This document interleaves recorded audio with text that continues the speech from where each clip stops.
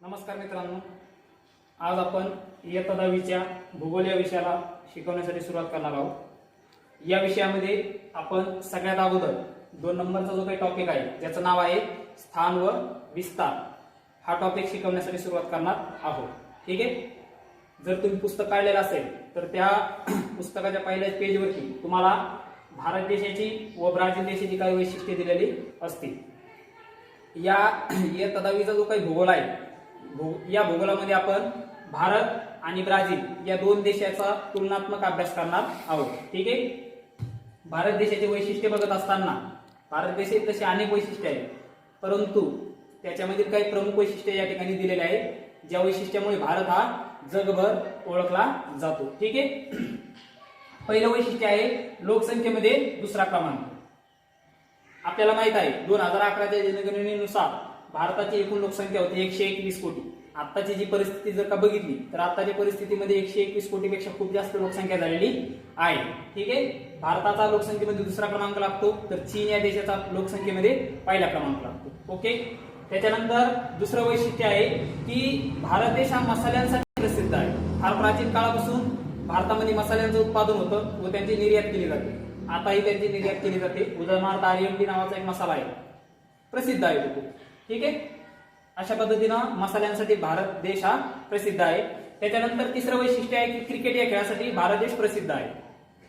भारतामध्ये IPL सारखी स्पर्धा भरवल्या जाते, ज्याच्यामध्ये कोटी रुपयांची उलाढाल होते। याच्यावरून आपण क्रिकेट या खेळ किती प्रसिद्ध आहे हे समजून घेऊ शकतो। जर आपण भारतामध्ये क्रिकेट खेळातील काही खेळाडू जर का बघितले, जसे की सचिन तेंडुलकर, ज्याला क्रिकेटचा देव म्हणून पूर्ण जगभर ओळखला जातो। ठीक आहे, मास्टर ब्लास्टर सचिन तेंडुलकर, अनेक धोनी इत्यादी काही खेळाडू आताच्या परिस्थितीमध्ये ते बघितलं तर रोहित आणि विराट कोहली। ठीक आहे, त्याच्यानंतर आपण काही ब्राझील देशाची वैशिष्ट्ये बघूयात।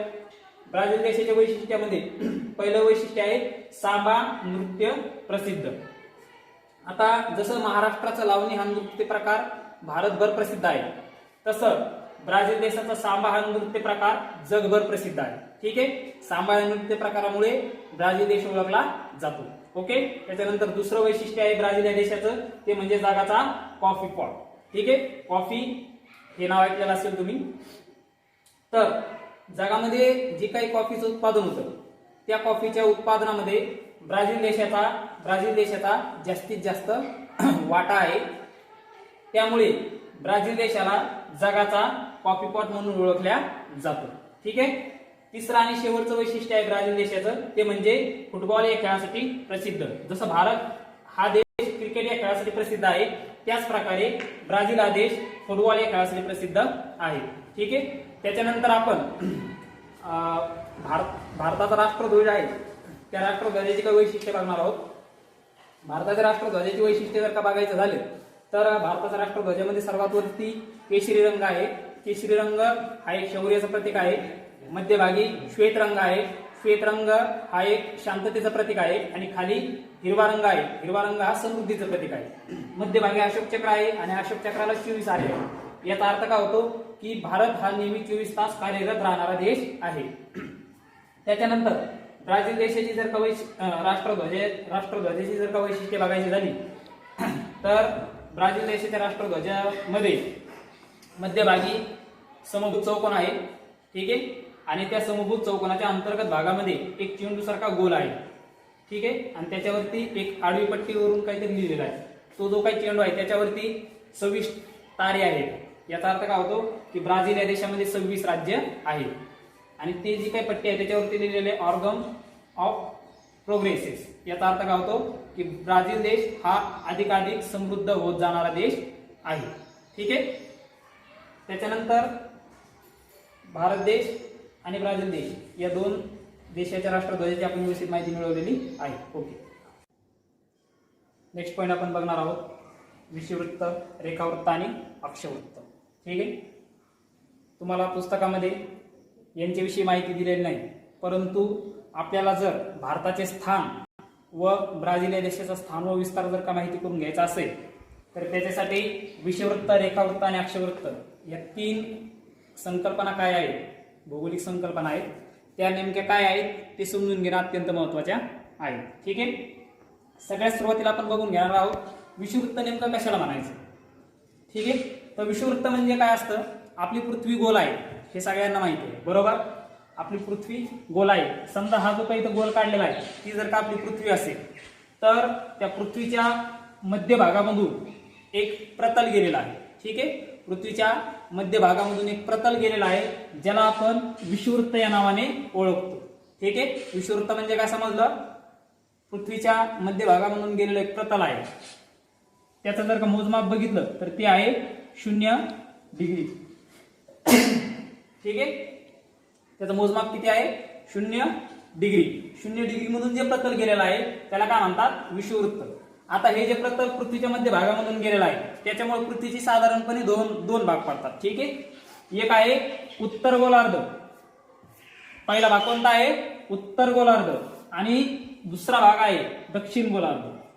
ठीक आहे, विषुववृत्तामुळे पृथ्वीचे दोन भाग पडतात. एक आहे उत्तर गोलार्ध आणि दुसरा आहे दक्षिण गोलार्ध. विषुववृत्त हे पृथ्वीच्या मध्यभागामधून गेलेलं आहे. क्लिअर? विषुववृत्त कशाला म्हणायचं? तर दुसरी गोष्ट आहे रेखावृत्त. आता हे जे प्रतल होतं हे आडवं गेलेलं होतं पृथ्वीच्या मध्यभागातून. आता रेखावृत्त जे आहे एक अशा पद्धतीचं प्रतल आहे जे पृथ्वीला उभ्या पद्धतीने छेदते. ठीक आहे, हे जे या ठिकाणी प्रतल काढलेलं आहे या प्रतलाला काय म्हणतात? रेखावृत्त. जसं विषुववृत्तामुळे पृथ्वीचे दोन भाग पडले होते तसेच या ठिकाणी रेखावृत्तामुळे सुद्धा पृथ्वीचे दोन भाग पडलेले आहेत. ठीक आहे, दोन भाग कोणते आहेत? पहिला आहे पश्चिम गोलार्ध आणि दुसरा आहे पूर्व गोलार्ध. ठीक आहे, रेखावृत्तामुळे पृथ्वीचे दोन भाग पडतात. एक आहे पश्चिम गोलार्ध, दुसरा आहे पूर्व गोलार्ध. समजलं? विषुववृत्तामुळे दोन भाग, रेखावृत्तामुळे दोन भाग. अशा पद्धतीने आपण जर का विषुववृत्त आणि रेखावृत्त एकत्रित केले तर पृथ्वीचे 4 भाग पडतात. ते आपण पुढे बघणार आहोत. ठीक आहे, रेखावृत्त काय आहे समजलं? रेखावृत्त हे अशा पद्धतीने असतात बघा. जर तुम्ही जगाचा नकाशा जर का कधी बघितला असेल तो गोल, तर त्याच्यावरती अशा पद्धतीच्या रेषा तुम्हाला दिसतातच. ओके, हे जे आहे हे रेखावृत्त आहे. त्याच्यानंतर पुढची कन्सेप्ट आहे अक्षवृत्त, 3 नंबरची.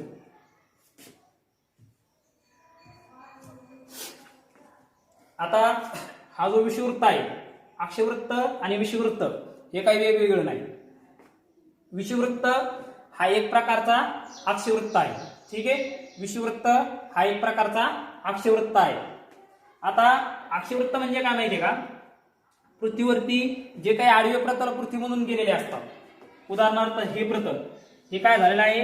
पृथ्वीला आडव्या पद्धतीने त्याने छेदलेलं आहे. त्याच्यानंतर हे जे प्रतल आहे याने सुद्धा पृथ्वीला एक आडव्या पद्धतीने छेदलेलं आहे. अशा प्रतलांना काय म्हणतात? अक्षवृत्त. आता विषुववृत्त हे सुद्धा एका प्रकारचं अक्षवृत्तच आहे, कारण की विषुववृत्ताने सुद्धा काय केलेलं आहे?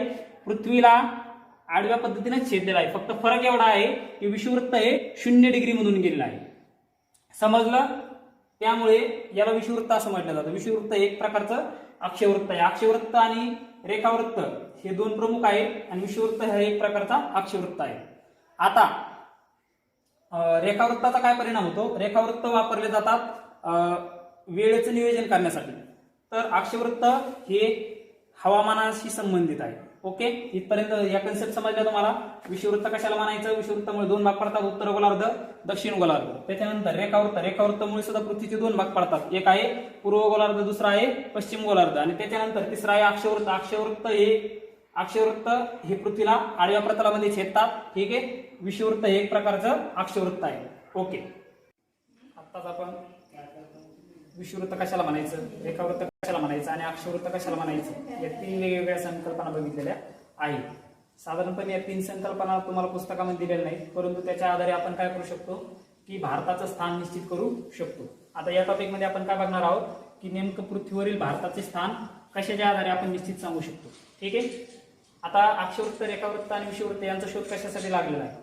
तर दिलेल्या एखाद्या ठिकाणाचं निश्चित स्थान सांगण्यासाठी आपण रेखावृत्त, विषुववृत्त आणि अक्षवृत्त यांचा शोध लावण्यात आलेला आहे.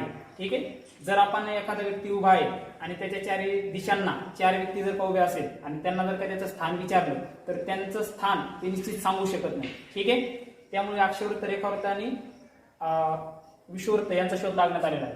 ठीक आहे, जर आपण या ठिकाणी मी पृथ्वी काढलेली आहे, कच्ची आकृती काढलेली आहे भारताच्या पृथ्वीची. ठीक आहे, जर ही आडवी रेषा विषुववृत्त असेल आणि ही उभी रेषा जर काय रेखावृत्त असेल तर त्याच्यामुळे पृथ्वीचे वेगवेगळे भाग पडतात. साधारणपणे आपण सुरुवातीला फक्त विषुववृत्त काढलेलं असं समजूयात.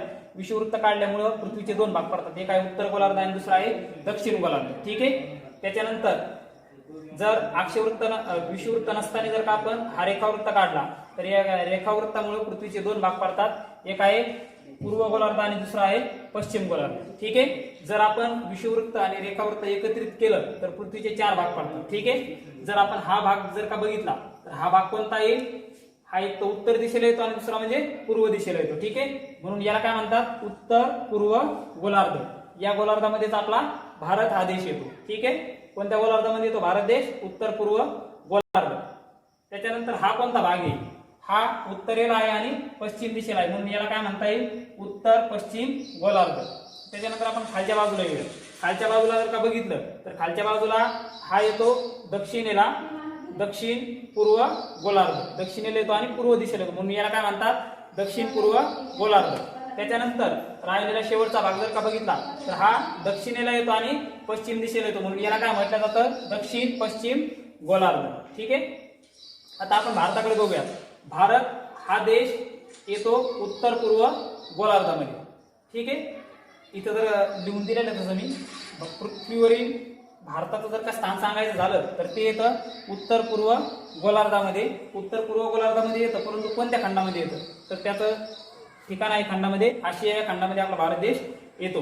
त्याच्यानंतर आशिया खंडाच्या नेमकं कोणत्या दिशेला आपला भारत देश आहे तर आशिया खंडाच्या दक्षिण दिशेला आपला भारत देश येतो. ठीक आहे. क्षेत्रफळाच्या दृष्टीने भारताचा जवळपास 7वा क्रमांक लागतो. ओके. ठीक आहे. आता आपण काय बघितलं होतं की भारताचं पृथ्वीवरील नेमकं स्थान कोणतं आहे. आता आपल्याला काय बघायचंय, ब्राझील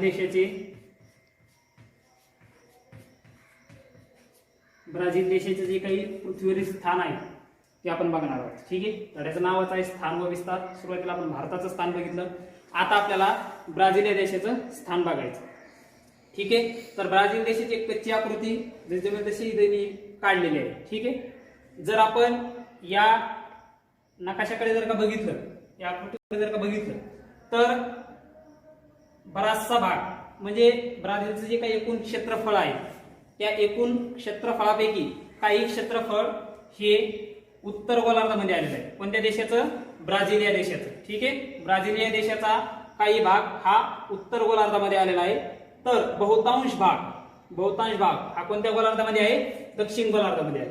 आपण बघितलं होतं की भारत हा पूर्णतः उत्तर पूर्व गोलार्धामध्ये येतो, परंतु जर आपण ब्राझील हा देश जर का बघितला तर ब्राझील देशाचा काही भाग हा उत्तर गोलार्धामध्ये येतो, तर बहुतांश भाग कोणत्या गोलार्धामध्ये येतो, दक्षिण गोलार्धामध्ये. ठीक आहे. काही भाग उत्तर गोलार्धामध्ये तर बहुतांश भाग हा दक्षिण गोलार्धामध्ये येतो. हे झालं पृथ्वीवरील स्थान. जर ब्राझील हा देश कोणत्या खंडामध्ये आहे हे सांगायचं असेल तर ब्राझील हा देश पृथ्वीवरील दक्षिण अमेरिका या खंडामध्ये येतो. जसं भारत देश हा कोणत्या खंडामध्ये येतो, आशिया खंडामध्ये, तसाच ब्राझील हा देश कोणत्या खंडामध्ये येतो, दक्षिण अमेरिका. ठीक आहे. आपण बघितलं भारत देश हा आशिया खंडाच्या दक्षिणेला आहे, तर ब्राझील हा देश दक्षिण अमेरिका या खंडाच्या कोणत्या दिशेला येतो तर ब्राझील हा देश दक्षिण अमेरिका खंडाच्या उत्तर दिशेला येतो. ठीक आहे. कुठे येतो तो, त्या खंडामध्ये दक्षिण अमेरिकेच्या उत्तर दिशेला. ठीक आहे. दक्षिण अमेरिकेच्या उत्तर दिशेला ब्राझील हा देश येतो. ब्राझील हा दक्षिण अमेरिका खंडातील एक प्रमुख देश आहे. ब्राझीलचा क्षेत्रफळाच्या दृष्टीने 5वा क्रमांक लागतो. ठीक आहे. तर भारताचा कितवा लागत होता, 7वा. समजलं. ब्राझीलचा 5वा क्रमांक तर भारताचा 7वा क्रमांक. ओके. समजलं. या पॉइंटमध्ये आपण भारताचा विस्तार बघणार आहोत. अगोदरच्या पॉइंटमध्ये आपण भारताचं स्थान कुठे आहे ते बघितलं होतं. आता आपण भारताचा विस्तार सांगणार आहोत आणि भारताचा विस्तार सांगणार आहोत ते अक्षवृत्त आणि रेखावृत्ताच्या मदतीने. ठीक आहे. अगोदरच आपण चर्चा केलेली आहे की अक्षवृत्त म्हणजे काय, असे प्रतल असतात जे पृथ्वीला आडवे छेदतात. आता या नकाशामध्ये जर का बघायचं झालं तर ही जी आडवी रेषा काढलेली आहे ती एक प्रकारचं अक्षवृत्त आहे. तर रेखावृत्त म्हणजे काय, उभे प्रतल जे पृथ्वीला उभे छेदतात. ठीक आहे. तर ही जी पिवळ्या रंगाने रेषा काढलेली आहे हे काय आहे? रेखावृत्त. ठीक आहे. तर भारताचा अगोदर आपण स्थान सांगत असताना, विस्तार सांगत असताना सगळ्यात अगोदर आपण त्याचा अक्षवर्तीय विस्तार सांगणार आहोत. ठीक आहे. जर तुम्हाला एखाद्या देशाचा विस्तार सांगायचा असेल, एखाद्या देशाचा विस्तार सांगायचा जर काय असेल तर त्याच्यामध्ये तुम्हाला काय केलं जातं? अशा पद्धतीच्या रेषा मारलेल्या असतात. ठीक आहे.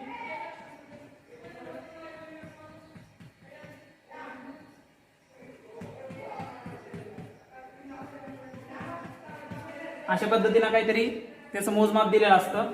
आता या ठिकाणाहून जे रेषा काढलेल्या असतात, हा काय दाखवतो? तुमचा अक्षवृत्तीय विस्तार दाखवतो. तर उभ्या ज्या रेषा असतात ते काय दाखवतो? तुमचं रेखावृत्तीय विस्तार. ठीक आहे. आता भारत देशात जर का बघितलं तर ही जी आडवी रेषा काढलेली आहे ती काय दाखवते? अक्षवृत्तीय विस्तार. तर ठीक आहे, चला सुरुवातीला आपण बघूयात भारताचा अक्षवृत्तीय विस्तार काय आहे. या ठिकाणी मी दिलेले आहे 8 डिग्री 4 मिनिटं उत्तर व 37 डिग्री 6 मिनिटं उत्तर. आता इथं बघा, या ठिकाणी जर का बघितलं तर इथून जे अक्षवृत्त काढलेलं आहे तर ते अक्षवृत्त 8 डिग्री म्हणून काढलेलं आहे, 8 डिग्री 4 सेकंदामधून काढलेलं आहे, ते भारताच्या दक्षिण टोकाला या ठिकाणी छेदते. याचा अर्थ भारताचा अक्षवृत्तीय विस्तार या पॉइंट मध्ये किती आला? 8 डिग्री 4 मिनिटं उत्तर. ठीक आहे. जे इथे लिहिलेलं मी 8 डिग्री 4 मिनिटं उत्तर व इथं झाला हा पॉइंट. आता त्याच्यानंतर उत्तरचा एक पॉइंट घेऊया. या ठिकाणी जर का बघितलं तर या जो अक्षवृत्त 37 डिग्री 6 मिनिटं 37 डिग्री 6 मिनिटं उत्तर या ठिकाणाहून काढलेला आहे, तो भारताच्या उत्तर जे काही शेवटचा बिंदू आहे त्या ठिकाणी छेदतो. म्हणून भारताचं जे काही अक्षवृत्तीय विस्तार आलेला आहे तो आलेला आहे 37 डिग्री 6 मिनिटं उत्तर. ठीक आहे. हा झाला भारताचा अक्षवृत्तीय विस्तार 8 डिग्री 4 मिनिटं उत्तर व 37 डिग्री 6 मिनिटं उत्तर. समजलं? ठीक आहे. चला आता आपण काय करूयात? रेखावृत्तीय विस्तार बघूयात. ही जे पिवळे रेषा काढलेले आहेत हे एक प्रकारचे रेखावृत्त काढलेले आहे, इथे मी दाखवलं अशा पद्धतीने. ठीक आहे. आता इथं बघा, ही जी रेषा काढलेली आहे तर ती 68 डिग्री 7 मिनिटं या रेखावृत्तामधून काढलेली आहे. ठीक आहे. जी रेषा 68 डिग्री 7 मिनिटं पूर्व रेखावृत्तामधून काढलेली आहे ती भारताच्या पूर्व दिशेला पश्चिम दिशेला असणाऱ्या एका बिंदूमध्ये छेदते. ठीक आहे. तर या ठिकाणी हा झाला भारताचा रेखावृत्तीय पहिला विस्तार. काय आहे तो? 68 डिग्री 7 मिनिटं पूर्व. ठीक आहे. किती आहे तो? 68 डिग्री 7 मिनिटं पूर्व. त्याच्यानंतर बघा, अक्षवृत्तीय विस्तार असो किंवा रेखावृत्तीय विस्तार असो तो दोन ठिकाणी सांगावा लागतो. जसं एखादी रेषा जर का काढली, जर ती ए बिंदूपासून सुरू होते बी बिंदूपाशी संपते तर ठीक आहे, तर त्याचे दोन पॉइंट बिंदू असतात, सुरुवातीचा आणि शेवटचा. तसं रेखावृत्ती आणि अक्षवृत्तीय विस्तार सांगत असताना सुद्धा सुरुवात शेवट आपल्याला सांगावं लागते. सुरुवात काय झालेली आहे रेखावृत्तीय विस्ताराची? 68 डिग्री 7 मिनिटं पूर्व. तर आता या पॉइंट पाशी जर का बघितलं, जर तुम्ही मोजमाप व्यवस्थित नकाशामध्ये जर का दिलेलं आहे ते जर का बघितलं तर 97 डिग्री 25 मिनिटं पूर्व. किती विस्तार आहे त्याचा? 97 डिग्री 25 मिनिटं पूर्व.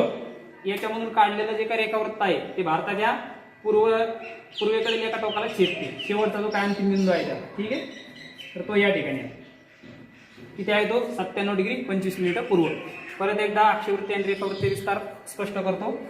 अक्षवृत्तीय विस्तार भारताचा 8 डिग्री 4 मिनिटं उत्तर व 37 डिग्री 6 मिनिटं उत्तर. तर रेखावृत्तीय विस्तार किती आहे? 68 डिग्री 7 मिनिटं पूर्व ते 97 डिग्री 25 मिनिटं पूर्व. ठीक आहे.